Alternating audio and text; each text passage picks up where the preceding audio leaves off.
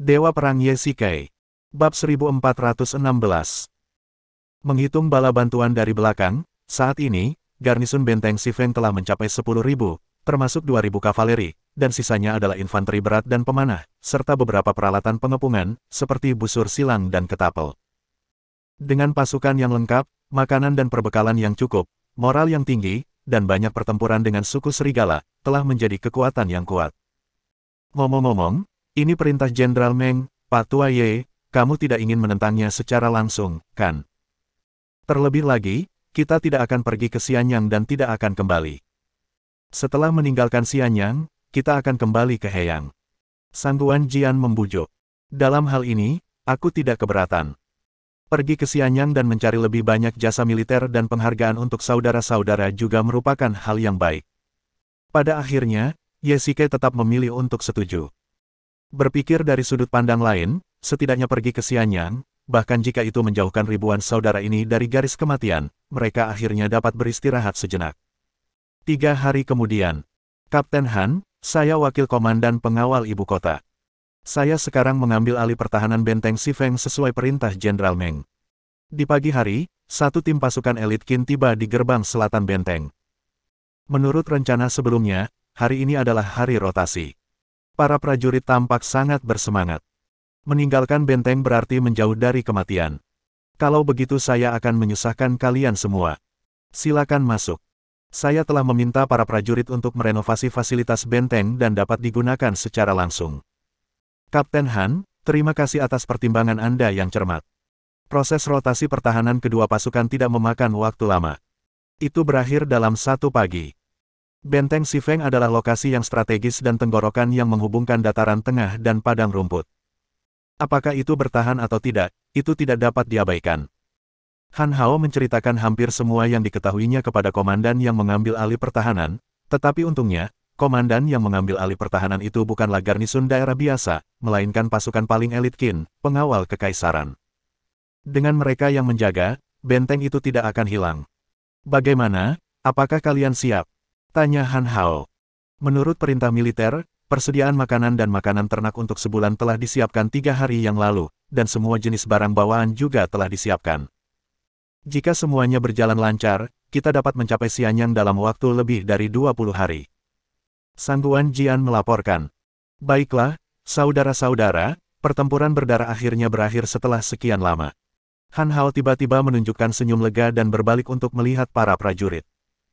Ayo pergi, saudara-saudara, aku akan membawa kalian untuk melihat kota Xianyang. Ayo pergi. Hari ke-9 pawai. Kita sekarang telah memasuki daerah Hedong dan tiba di daerah Yang. Kata Han Hao sambil memegang peta. Aku tidak menyangka kita sudah menempuh setengah perjalanan hanya dalam waktu 9 hari. Lebih cepat dari yang kuduga. Memang, moral para prajurit tinggi, dan mereka tidak lelah meskipun menempuh perjalanan 100 mil sehari. Petik 2. Ini adalah pedalaman wilayah Qin, dan tidak ada serangan dari suku serigala. Para prajurit juga ingin mencapai Xianyang sehari lebih awal. Ye Shikai mengangguk dan berkata bahwa mereka pasti akan menerima hadiah dari Qin Shi Huang saat mereka pergi ke Xianyang kali ini, dan banyak prajurit yang menantikannya. Laporkan kepada Kapten Han, kabupaten yang ada di depan. Apakah pasukan harus memasuki kabupaten untuk beristirahat atau langsung lewat? Pada saat ini, para pengintai yang dikirim kembali untuk melapor. Bagaimana menurutmu, Saudara Ye? Kabupaten yang adalah kabupaten kecil dengan jumlah penduduk yang tidak banyak. Kita memiliki 10.000 pasukan di sini. Aku khawatir tidak akan ada cukup ruang di barak kota. Lebih baik tinggal di luar kota sehingga akan lebih mudah untuk berangkat besok. Ye Shikai menyarankan. Pada masa dinasti Qin, jumlah penduduk jauh lebih sedikit dibandingkan dengan masa modern. Seluruh kabupaten Hedong hanya berpenduduk 1 juta jiwa, belum lagi ini hanya salah satu kabupaten. Sebagai perbandingan, mereka memang pasukan yang besar. Baiklah, cari tempat yang datar di dekat sumber air, dirikan kemah untuk seluruh pasukan, dan beristirahatlah selama sehari. Kabupaten yang dekat dengan sungai. Setelah pasukan menetap, banyak orang di kabupaten itu yang datang untuk menonton. Tuan Ye, selagi kita punya waktu, mari kita pergi ke kabupaten untuk membeli beberapa barang. Meskipun kabupaten yang jauh kurang makmur dibandingkan Xianyang, kita bisa membeli makanan, memberi penghargaan kepada para prajurit, dan melihat adat istiadat dan praktik setempat di sini. Sangguan Jian menyarankan. Itu saran yang bagus. Kedua pria itu berkuda dengan puluhan pengawal. Begitu mereka meninggalkan kemah, mereka dihentikan oleh banyak orang dari Kabupaten Yang.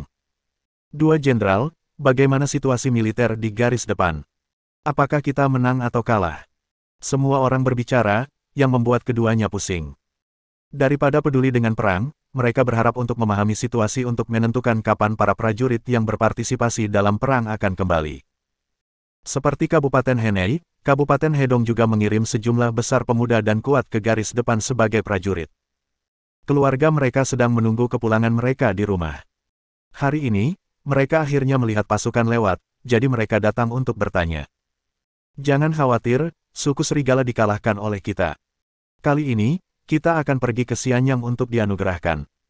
Meskipun dia tidak tahu situasi spesifiknya, Yesike menjelaskan situasi umum kepada mereka untuk menenangkan semua orang. Begitukah? Itu bagus. Ya, setelah memenangkan pertempuran, orang-orang bisa kembali. Jangan khawatir, teman-teman. Tembok besar yang kita bangun membentang ribuan mil. Itu bukan sesuatu yang dapat dengan mudah ditembus oleh suku serigala. Sangguan Jian juga menghibur semua orang dan memberitahu mereka untuk tidak khawatir. Terima kasih. Khawatir, teman-teman. Tembok besar yang kita bangun membentang ribuan mil. Itu bukan sesuatu yang dapat dengan mudah ditembus oleh suku serigala. Sangguan Jian juga menghibur semua orang dan memberitahu mereka untuk tidak khawatir. Terima kasih, Jenderal. Baiklah, semuanya cepat pulang.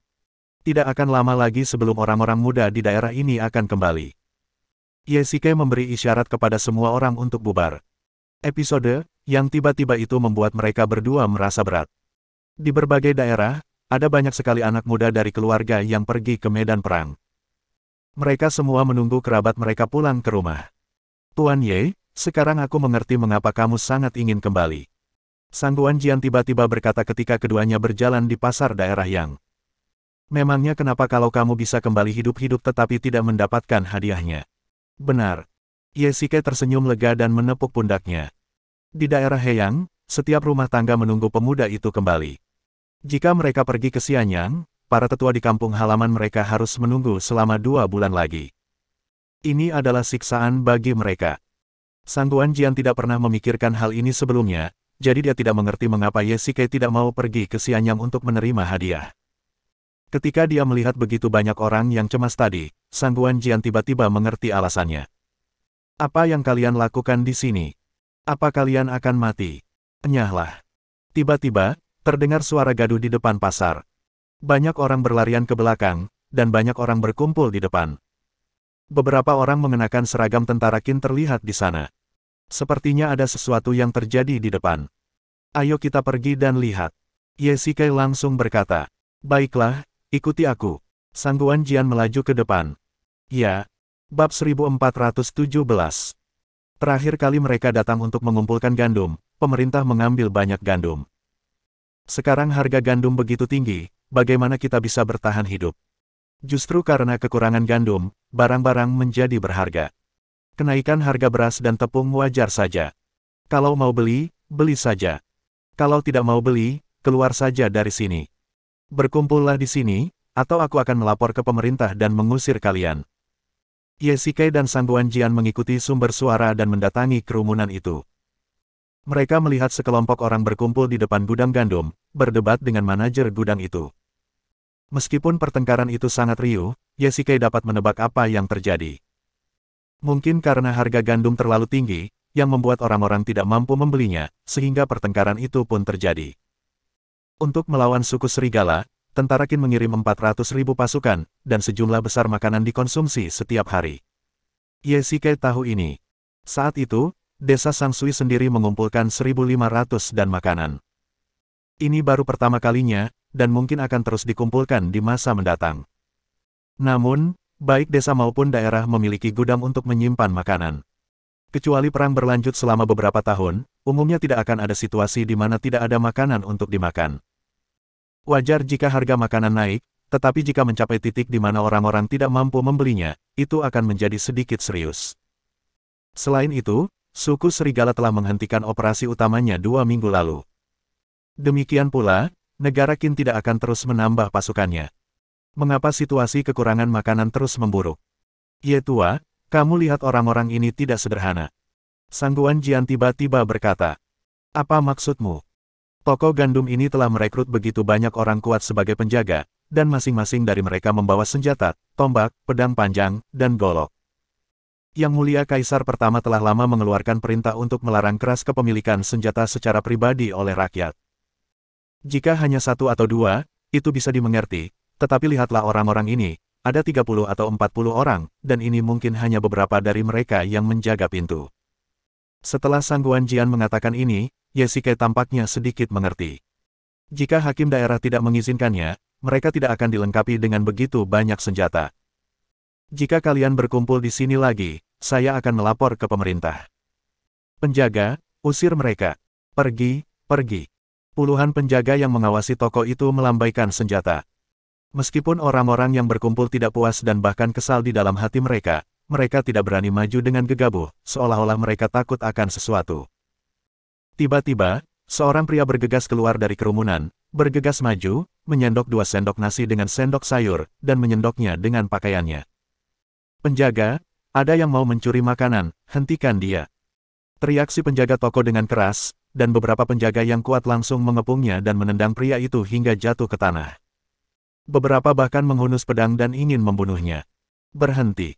Ye Shikai mengeluarkan busur panjang, menarik busur dan melepaskan anak panah. Anak panah itu melesat keluar dalam sekejap. Ujung anak panah itu beradu dengan ujung pedang. Kekuatan yang dahsyat itu membuat lengan penjaga itu mati rasa, telapak tangannya kehilangan kekuatan, dan pedangnya langsung jatuh ke tanah. Mancang segera menyadari ada yang tidak beres, meminta para penjaga untuk turun dan mengikuti Ye Shikai. Ye Shikai berjalan lurus, diikuti oleh sekelompok penjaga yang bersenjata lengkap. Para penjaga itu tidak berani menghentikannya untuk beberapa saat. Siapa kalian? Si penjaga toko itu sedikit bingung. Melihat gaya seragam militernya, itu tidak terlihat seperti pasukan garnisun Kabupaten Yang. Siapa kalian? Di siang bolong, kalian berani mengambil nyawa seseorang. Menurut hukum Qin, ini adalah kejahatan berat. Ye Shikai berkata dengan dingin. Ini. Tidakkah kau melihatnya tadi? Dia mencoba merampok makanan. Dia merampok makanan dan itu melanggar hukum Qin, tetapi anak buahmu membunuh orang, yang masih merupakan kejahatan berat, dan itu diperintahkan olehmu, jadi kau tidak bisa lolos dari hukuman mati. Ye Shikai berkata keras dengan ekspresi cemberut di wajahnya. Jika dia tidak mengambil tindakan tadi, aku khawatir orang itu akan benar-benar mati. Tuan militer ini, semua toko gandum di daerah ini dibuka oleh keluarga ini. Harga gandum telah melonjak dalam beberapa hari terakhir.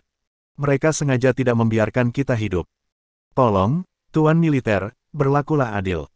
Ya, tolong, Tuan militer, berlakulah adil. Orang-orang berkata satu demi satu, seolah-olah mereka telah menderita ketidakadilan yang besar. Ini. Tolong dengarkan penjelasan kami. Penjaga toko melihat bahwa Ye Shikai dan yang lainnya bersenjata lengkap, dan sikap arogannya tiba-tiba berkurang. Apakah kau penjaga toko? Jelaskan dengan jelas. Sangguan Jian juga datang dan berkata dengan ringan. Akhir-akhir ini, seluruh daerah kekurangan pangan, dan harga gandum pasti melambung tinggi. Si pemilik toko melambaikan tangannya, tampak malu. Tuan, jangan dengarkan omong kosong mereka. Orang-orang ini menimbun gandum dan menjualnya dengan harga tinggi untuk meraup untung besar. Seorang warga sipil berteriak. Menjual kembali gandum di masa perang dan meraup untung besar adalah kejahatan serius. Apakah Anda sudah bosan hidup? Mancang menghunus pedangnya dan berteriak keras. Dia selalu paling membenci para pencatut keuntungan, terutama mereka yang tidak peduli dengan kehidupan rakyat. Ini. Tolong jelaskan, Tuan, memang ada kekurangan surplus. Untuk mencegah rakyat menjarah, kami juga telah menetapkan batas harian pembelian gandum. Ye Shikai tidak mengambil tindakan langsung, tetapi dia sudah memiliki jawabannya di benaknya. Sekarang dia hanya membutuhkan sepotong bukti. Apa yang ada di baliknya? Ye Shikai memperhatikan bahwa di belakang toko gandum itu ada beberapa bangunan 2 lantai, satu demi satu. Dulu ada beberapa toko di sini, tetapi kemudian ditinggalkan. Tidak ada yang datang untuk waktu yang lama. Penjaga toko itu buru-buru menjelaskan. Ye Shikai mendapati bahwa matanya terus melirik ke arah toko, yang merupakan manifestasi rasa bersalah yang khas. Apakah Anda yakin? Tidak ada seorang pun yang datang ke sini untuk waktu yang lama. Yesike melangkah maju dan mengulurkan tangan untuk menyentuh pintu luar, tetapi tidak ada debu di telapak tangannya. Tentu saja, tentu saja. Baiklah, itu bagus. Yesike berbalik dan berteriak, "Mancang, silakan dan dobrak pintu-pintu ini untukku." "Ya, ayo, dobrak pintu-pintu ini untukku." Mancang bergegas bersama para penjaga dan menendang pintu kayu hingga terbuka dengan satu kaki. Kecepatannya begitu cepat sehingga penjaga toko itu bahkan tidak punya waktu untuk bereaksi. "Jenderal, jangan." Pintu kayu itu ditendang hingga terbuka dan semua orang bergegas masuk. Namun, pintu kayu itu kosong, kecuali beberapa meja dan kursi yang rusak. "Bagaimana, Jenderal, saya tidak berbohong kepada Anda, bukan? Benarkah? Karena sudah lama tidak ada yang datang ke toko ini, mengapa pintu luarnya begitu bersih? Mungkinkah Anda masih mengirim orang untuk membersihkannya setiap hari?" Yesike mencibir. Bagaimana mungkin trik menarik perhatian yang ceroboh seperti itu bisa menipunya? "Mancang, bawa orang untuk mencari dan melihat apakah ada terowongan." "Ya, saya patuhi perintah Anda." Pada saat yang sama, Yesike meminta para penjaga untuk menutup pintu dan tidak membiarkan siapapun masuk. Dia perlahan berbalik dan berjalan menuju pemilik toko gandum. "Karena Anda mengatakan bahwa toko-toko ini terbengkalai, maka tentu saja itu bukan milik Anda, bukan?" "Ya, ya, Jenderal, itu benar. Kalau begitu, jika saya menemukan gandum dari dalam, tentu saja itu bukan milik Anda, bukan?" Bab 1418. Karena pemilik toko tidak mengakui telah datang ke toko-toko ini, jika Yesike benar-benar mencari gandum, dia tidak dapat mengatakan bahwa itu adalah gandum yang dia simpan di sini. Tetapi jika dia mengakuinya, itu sama saja dengan mengakui fakta bahwa dia menimbun dan menjual gandum dengan harga tinggi untuk mendapatkan keuntungan besar, yang merupakan kejahatan berat di Qin.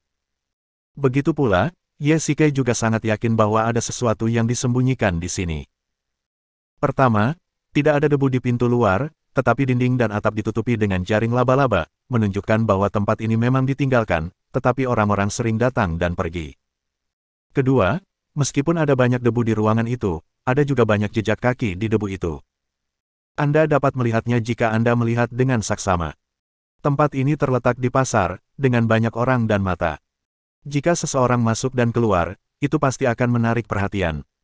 Yesike menduga bahwa mereka pasti telah menyelinap masuk untuk menyimpan gandum ketika tidak ada seorang pun di sekitar selama jam malam. Yesike telah memperhatikan ekspresi pemilik toko. Dari lega hingga gugup, ekspresinya telah menjelaskan masalah di sini. Mancang mengambil tombak dan mengetuk setiap lantai. Tiba-tiba, ketika dia mengetuk sudut, terdengar suara benturan yang tajam dan cepat. Jika ada benda padat di bawahnya, suaranya seharusnya tumpul. Mancang menghantam lantai dengan keras, dan benar saja, lantai kayu itu langsung pecah berkeping-keping dan jatuh, memperlihatkan sebuah terowongan. "Perwira militer, kami menemukan sebuah terowongan di sini," teriak Mancang, dan kaki pemilik toko itu langsung lemas dan terduduk di tanah. Yesike mencibir. "Benar saja, ada makanan yang disimpan di sini. Semuanya, ikuti aku," perintah Yesike. "Ya, ya." Yesike memimpin puluhan penjaga menyusuri terowongan. Wow, gudang sebesar itu tersembunyi di bawah toko yang tampaknya kecil. Ini mengingatkan Yesike pada lumbung gua di desa Sangsui, tetapi dibandingkan dengan gudang ini, itu sedikit lebih kecil. Kedua sisinya diisi dengan tas penuh. Yesike menghunus pedangnya dan menusukkannya ke dalam karung dengan kuat, dan butiran beras putih segera mengalir keluar. "Dasar bajingan. Mereka telah menimbun begitu banyak makanan di sini, tetapi mereka masih menjualnya kepada orang-orang dengan harga tinggi." Mancang sangat marah. Jika Yesike tidak ada di sana, dia akan membunuh pemilik toko itu. "Ayo kembali dan segel tempat ini terlebih dahulu." Wajah Yesike muram, dan dia berbalik dan berencana untuk pergi. "Junho, mengapa kita tidak memindahkan makanan ini? Omong kosong, ada begitu banyak biji-bijian, bisakah kita memindahkannya dengan 20 atau 30 orang? Tentu saja kita harus kembali dan mencari seseorang."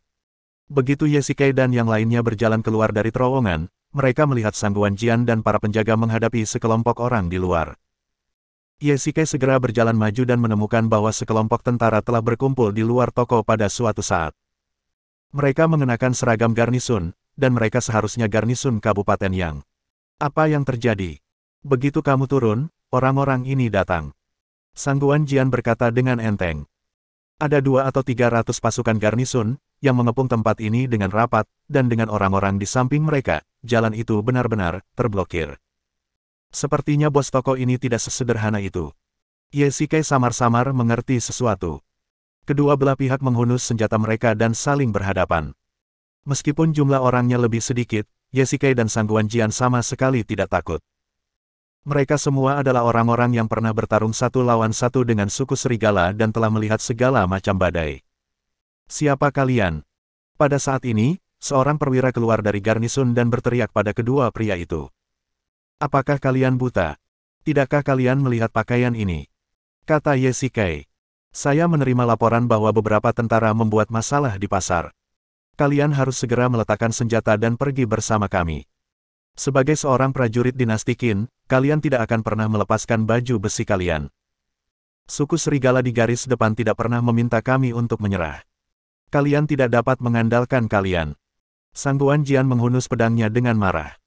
Orang-orang ini benar-benar tidak tahu apa yang baik untuk mereka. Aku ingin melihat siapa yang berani menyentuh kita. Sangguan Jian berjalan di depan, memancarkan aura pembunuh, yang langsung mengejutkan pasukan garnisun. Mudah untuk mengetahui siapa yang berpura-pura kejam dan siapa yang benar-benar kejam. Mungkin beberapa bulan yang lalu, anak buah Ye Shikai juga beberapa petani, tetapi sekarang mereka memiliki kehidupan prajurit serigala di tangan mereka. Menghadapi pedang, reaksi mereka berbeda. Berani, ini Kabupaten Yang. Karena kamu di sini, kamu pasti berada di bawah yurisdiksi kami. Karena kamu mengatakan bahwa ini adalah yurisdiksimu, maka aku ingin mengajukan pertanyaan. Ye Shikai tiba-tiba berkata, toko gandum ini menimbun gandum dan menjualnya dengan harga tinggi. Sekarang orang itu telah tertangkap basah, itu telah melanggar hukum Qin. Bagaimana kamu harus menghukumnya? Ini bukan urusanmu.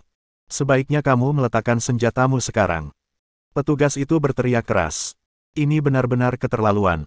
Seorang perwira garnisun berani bersikap lancang kepada perwira militer. Mancang langsung menyerbu ke depan, ingin memberi pelajaran kepada orang ini. Ayo, tangkap mereka. Puluhan prajurit garnisun maju dengan senjata. Ye Shikai menghunus pedangnya, mengayunkannya ke belakang, dan langsung memotong kepala senjatanya. Pedang ini diberikan kepadanya oleh Meng Tian. Pedang ini tentu saja merupakan pedang kelas atas yang dapat memotong besi seperti lumpur. Sulit untuk menemukan yang kedua di pasukan. Jenderal, ini. Hanya dengan satu gerakan, Ye Shikai membuat ratusan orang tidak berani maju. Mungkin mereka takut dengan ketajaman pedang di tangan Ye Shikai, tetapi yang lebih mereka takutkan adalah aura pembunuh di tubuh Ye Shikai. Sampah, kita banyak sekali, apakah kita masih takut pada puluhan dari mereka? Ayo, hentikan semuanya. Tiba-tiba, terdengar suara gemuruh di belakang semua orang, dan orang-orang berhamburan. Ribuan pasukan Qin tiba-tiba muncul di pintu masuk pasar, berpose sebagai petarung, dan formasi perisai perlahan bergerak maju. Jenderal yang memimpin jalan adalah Han Hao. Oke, orang-orang kita ada di sini. Ye Shikai berkata dengan enteng. Jika ingin lebih banyak orang, masih ada 10.000 pasukan di luar kota yang siap bertempur kapan saja. Hanya saja Ye Shikai tidak ingin membuat masalah besar, tetapi karena orang lain menindasnya, tidak perlu bersikap sopan. Cepat, ikuti aku. Pada saat ini, ratusan kavaleri bergegas keluar dari sisi lain. Ye Shikai mengenali mereka sekilas. Mereka adalah tim kavalerinya. Namun, dia penasaran tentang bagaimana Han Hao tahu bahwa mereka dalam masalah di pasar dan membawa begitu banyak orang untuk menyelamatkan mereka sejak awal. Ini pemberontakan.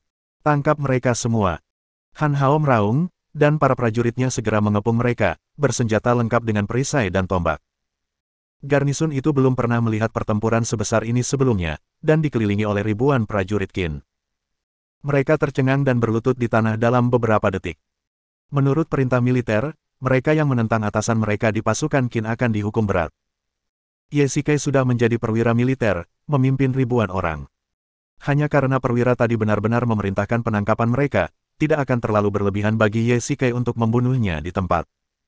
Saudara Sangguan, Saudara Ye, apa yang terjadi? Bab 1419.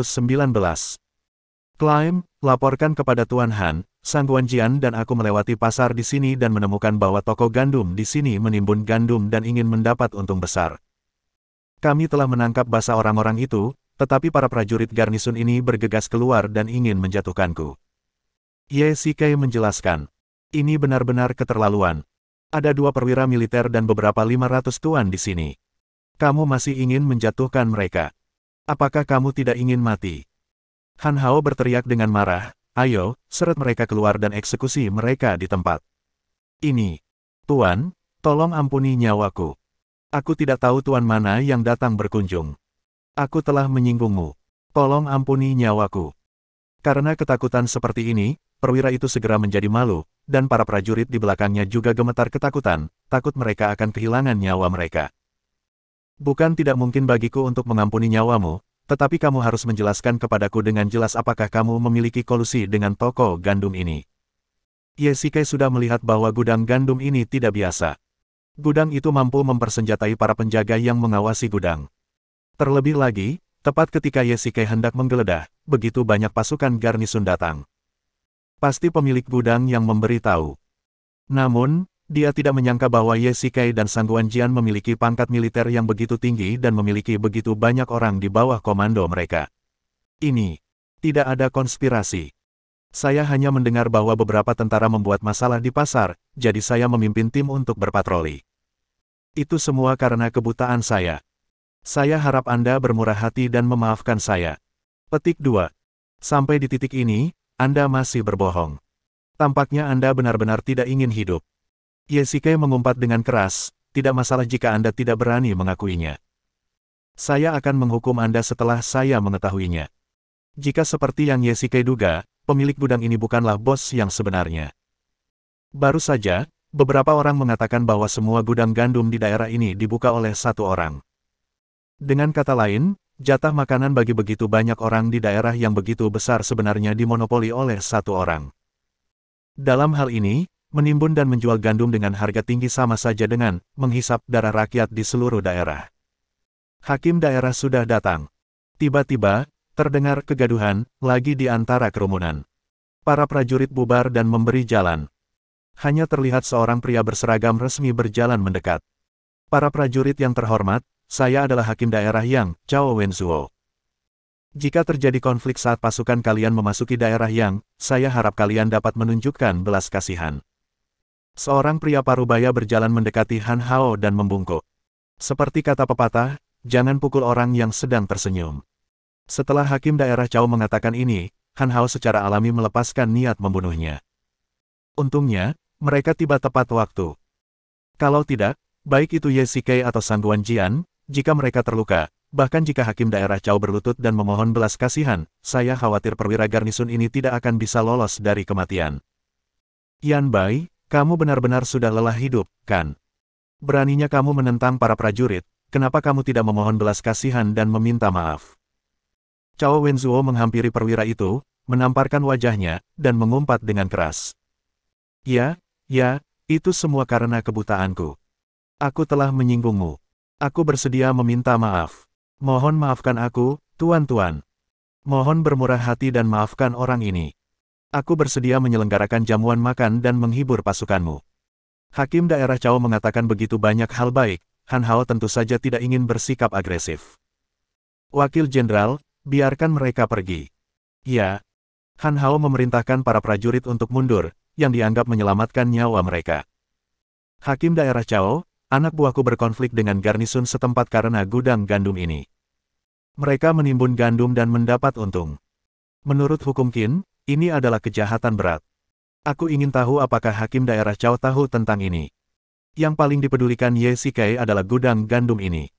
Yang paling dibencinya adalah para pencatut keuntungan ini. Ini. Hakim daerah ini pasti akan menyelidikinya secara menyeluruh. Benarkah? Saya harap hakim daerah Cao dapat membuat keputusan di hadapan rakyat daerah ini. Ye Shikai memperhatikan ekspresi Cao Wenzuo dan tampaknya memahami sesuatu. Hakim daerah seharusnya sudah tahu tentang penimbunan itu sejak lama, tetapi dia tidak pernah melakukan apapun. Mengapa demikian? Saudara Ye, kita bukan garnisun setempat. Kita seharusnya tidak terlalu banyak ikut campur dalam masalah ini, jika tidak, kita akan dicurigai telah melampaui wewenang kita. Han Hao berbisik kepada Ye Shikai. Bagaimanapun, Ini adalah daerah Yang, dan pasukan Han Hao hanya lewat begitu saja. Dia memimpin pasukannya ke kota karena dia mendengar bahwa Ye Shikai dan Sang Guanjian dalam bahaya, tetapi toko gandum setempat melanggar hukum Qin, yang tidak berada dalam yurisdiksi mereka. Jika Yang Mulia berpikir demikian, maka saya tidak punya apa-apa untuk dikatakan, tetapi hal berikutnya yang ingin saya bicarakan adalah yang berhubungan dengan kita. Ye Shikai meminta semua orang untuk memasuki toko yang ditinggalkan dan menunjuk ke terowongan. Ada banyak biji-bijian yang tersembunyi di terowongan ini, dan aku baru saja bertanya kepada penjaga toko yang ditinggalkan ini bukan miliknya, kan? Ye Shikai bertanya balik. Ini. Penjaga toko itu terdiam. Lagi pula, dia baru saja bersumpah di depan semua orang bahwa toko ini tidak ada hubungannya dengan dia. Hakim Daerah Cao, aku ingin bertanya, toko ini, termasuk biji-bijian ini, belum terdaftar, kan? Memang, pemerintah belum mencatat satu pun biji-bijian di sini. Itu berarti biji-bijian ini tidak memiliki pemilik, kan? Ini memang benar. Kalau begitu, karena aku adalah orang pertama yang menemukan biji-bijian ini tanpa pemilik, maka menurut hukum Qin, ini milikku. Kata-kata Ye Shikai mengejutkan, tetapi itu benar. Tidak ada yang mengklaim biji-bijian ini, tidak ada yang pernah menemukannya sebelumnya, dan mereka tidak terdaftar di pemerintah. Tentu saja, itu milik orang pertama yang menemukannya, yaitu Ye Shikai. Kali ini, bahkan Han Hao terkejut. Ada begitu banyak biji-bijian di bawah tanah, dan Ye Shikai memungutnya tanpa alasan. Sungguh luar biasa. Ayo, turun dan pindahkan semua gandum. Ye Shikai memberi perintah, dan puluhan tentara segera turun ke terowongan. Tak lama kemudian, gandum yang dipindahkan memenuhi seluruh gudang, dan ini baru puncak gunung es. Hukum Qin menetapkan bahwa jumlah gandum, baik gandum publik maupun gandum pribadi, yang dijual di pasar, harus didaftarkan. Jika tidak, itu adalah gandum hitam, setara dengan gandum yang dijual di pasar gelap, tetapi gandum ini lebih istimewa. Tidak seorang pun menemukannya, dan tidak seorang pun mengklaimnya. Itu seperti sepotong emas yang tergeletak di tanah. Siapapun yang mengambilnya beruntung. Sebenarnya, Ye Shikai tentu saja tidak berpikir demikian. Gandum ini pada pandangan pertama adalah gandum baru. Jika tidak ada yang benar-benar mengklaimnya, mereka pasti sudah membusuk sejak lama. Karena itu adalah gandum baru, itu berarti seseorang telah menyimpannya di sini baru-baru ini. Dan untuk memiliki begitu banyak gandum di Kabupaten Yang, pastilah si penimbun yang memonopoli bisnis gandum di balik layar. Adapun mengapa dia tidak berani mengakuinya, alasannya juga sangat sederhana. Begitu dia mengakuinya, dia akan melakukan tindak pidana penimbunan. Oleh karena itu, saat ini, dia pasti akan memilih untuk mati dan menolak mengakuinya. Bab 1420. Pada titik ini, setumpuk gandum ini telah menjadi kentang panas. Jika ada yang berani mengakui bahwa itu miliknya, maka kejahatan menyimpan gandum secara diam-diam saja sudah cukup untuk tidak ditanggung. Faktanya, Ye Shikai sangat jelas bahwa di Kabupaten Yang, tempat penyimpanan gandum dimonopoli, begitu banyak gandum tiba-tiba muncul, tanpa alasan yang jelas. Sebagai hakim daerah Kabupaten Yang, bagaimana mungkin Cao Wenzuo tidak tahu siapa pemiliknya? Hanya saja dia tidak mau mengatakan yang sebenarnya. Ye Shikai juga tahu bahwa dia tidak memiliki kekuatan untuk memerintah Kabupaten Yang. Meskipun dia tahu ketidakadilan di hadapannya, dia tidak dapat memberantasnya. Namun, dia punya cara lain. Kemarilah, cari tempat terbuka, pindahkan semua gandum, dan cari beberapa orang untuk menghitung semua gandum. Ya, Mancang segera memimpin para prajurit menyusuri terowongan. Para prajurit yang membawa karung gandum keluar dari terowongan terus-menerus. Orang-orang di kedua sisi jalan tercengang. Terowongan ini seperti lubang tanpa dasar. Puluhan prajurit bergantian memindahkan gandum selama lebih dari 1 jam sebelum akhirnya mengosongkan gandum sepenuhnya. Toko-toko yang ditinggalkan penuh dengan gandum, dan mereka memindahkannya ke jalan utama. Lambat laun, karung-karung gandum menumpuk bersama dan berubah menjadi bukit menghalangi jalan. Perwira militer, ini orang-orang yang kutemukan. Pada saat ini, Mancang juga membawa lebih dari 20 orang. Siapapun yang melihat begitu banyak gandum tidak dapat menahan rasa terkejut. Baiklah, gunakan tongkat hitung untuk menghitung berapa banyak gandum di sini. Ye Shikai memerintahkan. Apakah kau mendengarku? Cepat. Dan mulai. Ya. Orang-orang ini belum pernah melihat begitu banyak makanan sebelumnya. Mereka mengira seorang pengusaha besar telah datang ke Kabupaten Yang. Ketika mereka tiba di sini dan menemukan begitu banyak tentara Qin hadir, mereka tidak berani mengendur dan mulai menghitungnya tanpa henti. 1.000 dan 2.000 dan. Ye Shikai meminta para prajurit untuk memilah makanan yang dihitung. Mereka telah menghitung kurang dari setengahnya, tetapi sudah ada lebih dari 2.000 dan. Ye Shikai melirik ke samping dan melihat wajah pemilik toko itu semakin buruk rupa. Hal ini juga membenarkan dugaannya. Tampaknya pemilik toko itu akan mendapat masalah setelah kembali. Terus hitung. Ye Shikai berbalik dan pergi, menatap Sue-san, memberi isyarat kepadanya untuk mengikutinya, dan keduanya pergi ke sudut terpencil. Jenderal, apa misinya? Sue-san, jika aku memintamu untuk mencari beberapa tempat di daerah ini sekarang, apakah kau punya cara? Jangan khawatir, Jenderal, aku dulu pencuri, aku tidak tahu apa-apa lagi, tetapi keterampilan kakiku tidak bisa dianggap enteng. Meskipun ini pertama kalinya aku di daerah Yang, selama kau memberiku waktu setengah hari, aku pasti akan menjelajahi tempat ini dengan jelas. Ye Shikai telah melihat Sue-san terbang di atas atap dan dinding, dan dia juga meminta Sue-san untuk melatih tim yang bertanggung jawab atas pengintaian, yang sekarang berguna. Gandum di terowongan itu sengaja ditimbun di sini oleh pedagang yang tidak bermoral, tetapi menurutku pasti ada lebih dari satu tempat untuk menyimpan gandum di kota ini. Ajak saudara-saudaramu untuk mencarinya di kota ini, terutama tempat-tempat terpencil yang tidak diketahui siapapun, atau beberapa toko dan desa tamu yang terbengkalai. Baiklah, aku mengerti, aku akan membawa orang-orang keluar sekarang. 1 jam kemudian, rekan-rekan prajuritku, kami telah menghitung semua gandum. Totalnya ada 5.400 dan, yang cukup untuk dimakan oleh penduduk kabupaten yang selama 10 hari. Wah, banyak sekali gandumnya, Pak Tua Ye. Gandum ini pasti sengaja disimpan di sini. Sangguan Jian berkata dengan gembira. Huff, aku tidak peduli siapa pemiliknya, semuanya sekarang milikku. Ye Shikai bertepuk tangan, ayo, bersihkan toko ini untukku. Pak Tua Ye, apa yang akan kau lakukan? Omong kosong, tentu saja aku menjual gandum. Ye Shikai berkata dengan keras, umumkan kepada seluruh penduduk daerah dan beritahu mereka bahwa saya memiliki gandum yang terjangkau untuk dijual di sini. Bagaimana menurutmu, Hakim Daerah Cao, Anda tidak keberatan saya melakukan ini, kan? Ye Shikai bertanya balik. Ini. Tentu saja saya tidak keberatan, gandum ini sekarang milik Anda, dan tentu saja saya tidak keberatan. Cao Wenzuo terus menyeka keringat di dahinya. Segera, berita bahwa Ye Shikai menjual gandum dengan harga murah menyebar kemana-mana, dan penduduk daerah yang berbondong-bondong ke sini untuk membeli gandum, dan bahkan memblokir seluruh jalur pasar. Itu lebih seperti menjual dengan harga murah, daripada menjual dengan harga murah. Dengan cara ini, gandum berharga tinggi, dari para penimbun gandum itu akan diabaikan, dan pada akhirnya, semuanya akan dihancurkan di tangan mereka. Tuan Ye, apa yang sedang kamu lakukan? Sangguan Jian bertanya dengan rasa ingin tahu. Tidak bisakah kau lihat bahwa para penimbun di sini bisa memonopoli gudang gandum? Apakah kau pikir Cao Wenzuo tidak tahu apa-apa? Aku hanya memberi mereka pelajaran. Kita tidak bisa menerima hasil curiannya dengan hati nurani yang bersih, tetapi kita tidak bisa membiarkan orang-orang ini lolos begitu saja. Jalan terakhir adalah mengembalikannya kepada rakyat. Ye Shikai tiba-tiba tertawa dan berkata, untuk uang yang kita dapatkan, belilah anggur dan daging untuk saudara-saudara. Aku mengerti maksudmu. Ye Shikai tidak peduli dengan gandum sebanyak 5.400 dan, yang hanya cukup untuk dimakan oleh penduduk kabupaten yang selama 10 hari, sedangkan gudang gandum di suatu kabupaten setidaknya cukup untuk konsumsi selama 2 bulan. Dengan kata lain, setidaknya ada 5 terowongan seperti ini di Kabupaten Yang, tetapi apakah terowongan itu bisa ditemukan atau tidak, tergantung pada Sue-san. Di kamp militer.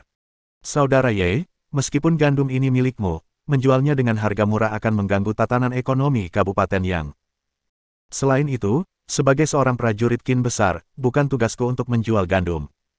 Han Hao tampak tidak senang. Dia selalu menjadi orang yang tahu bagaimana melindungi dirinya sendiri. Bahkan jika dia melihat rencana itu, dia tidak akan menunjukkannya. Apa yang dilakukan Ye Shikai hari ini sama saja dengan menyatakan perang terhadap orang-orang di balik gudang gandum. Petik 2. Jangan khawatir, Tuan Han, saya tahu batas kemampuan saya. Sebaliknya, para pencatut keuntungan inilah yang dengan rakus menghisap darah rakyat. Jika tidak ada yang memerintah, akan seperti ini untuk waktu yang lama. Jika kita kehilangan hati rakyat, bahkan jika tentaranya ganas dan pedang serta senjatanya tajam, kita tidak akan ada lagi. Ye Shikai adalah orang yang bepergian dari zaman modern. Secara alami, dia tahu bagaimana dinasti Qin hancur selangkah demi selangkah. Jika kehilangan hati rakyat, divisi harimau dan serigala yang menyapu 6 negara dan mengusir suku serigala pada akhirnya akan hancur. Ye Shikai tidak pernah memiliki ambisi untuk membalikkan keadaan dan mengubah sejarah sendirian. Dia hanya ingin melakukan apa yang menurutnya benar. Mungkin suatu hari nanti, dia akan menemukan bahwa orang-orang yang melakukan perjalanan ke zaman kuno mengira mereka dapat mengubah sejarah, tetapi mereka tidak tahu bahwa mereka hanya mempromosikan perkembangan sejarah. Dengan kata lain, ketika Ye Shikai datang ke dinasti Qin, dia telah menjadi sejarah. Kembali ke barak, Ye Shikai tidak bisa tidur. 5.400 dan gandum yang ditemukannya di terowongan belum terjual habis karena jam malam. Dia tidak punya pilihan selain memerintahkan para prajurit untuk terus menjual gandum keesokan harinya. Tentu saja, dia lebih peduli pada Sue San dan anak buahnya. Dia bertanya-tanya apakah mereka telah menemukan tempat lain untuk menyembunyikan gandum. Bersambung.